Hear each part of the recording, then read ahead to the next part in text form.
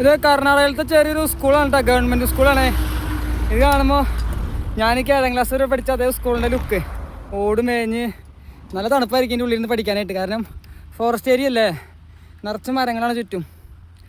കുട്ടികൾക്ക് നല്ല പഠിക്കാൻ പറ്റും. പഴയ ഓർമ്മകളിലേക്ക് തിരിച്ചു വന്ന പോലെ കണ്ടിട്ട്. അപ്പോൾ കിട്ടിയില്ല. അപ്പോൾ നമ്മൾ ഉച്ചക്കലത്തെ ഭക്ഷണമൊക്കെ കഴിച്ചു. ഗംഭീരമായ സംഭവമുണ്ട്. നമ്മൾ വരണ വഴിക്ക് ഉച്ചയ്ക്ക് എന്താ പറയുക, ഒരു 1-2 മണിക്കായ സമയമൊക്കെ ആയപ്പോഴേക്കും മല കയറി തള്ളി കയറി പറഞ്ഞ സമയത്ത് നമ്മളുടെ പറയാൻ പാടില്ല എന്ന് പറഞ്ഞു. പിന്നെ ഞാൻ പേര് പറയാത്ത കുഴപ്പമില്ല. നമ്മുടെ കേരളത്തിലെ ഒരു കോടതിയിലെ ഒരു ജഡ്ജ് ഇവിടെ മൂകാംബിക്ക് വന്നിട്ടുണ്ടായിരുന്നു. അപ്പോൾ അവരായിട്ട് സംസാരിച്ചു. ബാക്കി ഞാൻ പറയണമെന്നില്ല. എനിക്ക് എന്തായാലും ഇന്നത്തെ ഉച്ചക്കലത്തെയും വൈകുന്നേരത്തേക്കും ഫുഡൊക്കെ കാര്യങ്ങളൊക്കെ സ്പോൺസറും കാര്യങ്ങളൊക്കെ ചെയ്തു. സന്തോഷമായി. അത് കഴിഞ്ഞ് ഹോട്ടലിലേക്ക് വന്നു. നമ്മൾ ഹോട്ടൽ കണ്ടില്ലേ, ഹോട്ടലിൽ വന്ന് ഭക്ഷണം കഴിച്ചു കഴിഞ്ഞു. അപ്പോൾ എന്ത് ചെയ്താൽ പൈസ കൊടുത്തിട്ട് മേടിക്കണില്ല. അവർ ഇന്നത്തെ ഫുഡ് ഞങ്ങളുടെ വകാന്ന് പറഞ്ഞിട്ട് അവരും ഫുഡ് സ്പോൺസർ ചെയ്തു. ഇനി എനിക്ക് വയ്യ, സത്യം പറഞ്ഞു കഴിഞ്ഞാൽ ഞാൻ നിർത്തിയേക്കട്ടാ. ഇത് കാണുന്നത് ഇറക്കല്ല, അങ്ങോട്ട് വലിയൊരു കയറ്റാണ്. വളവുമാതിരി ചുരം പോലെ കയറിക്കൊണ്ടിരിക്കുകയാണ്. കാട് തന്നെയാണ് കാണുന്നതല്ല.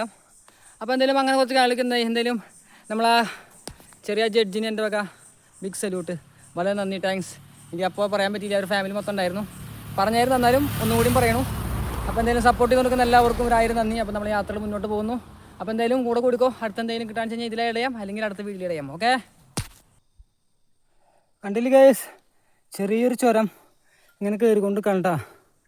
ഇങ്ങനെ എസ്വളമാരി ഇങ്ങനെ വളഞ്ഞു തിരിഞ്ഞിങ്ങനെ പോയിക്കൊണ്ട് നിൽക്കണ്. ഫുള്ള് കാട് തന്നെയാണ് കേട്ടോ.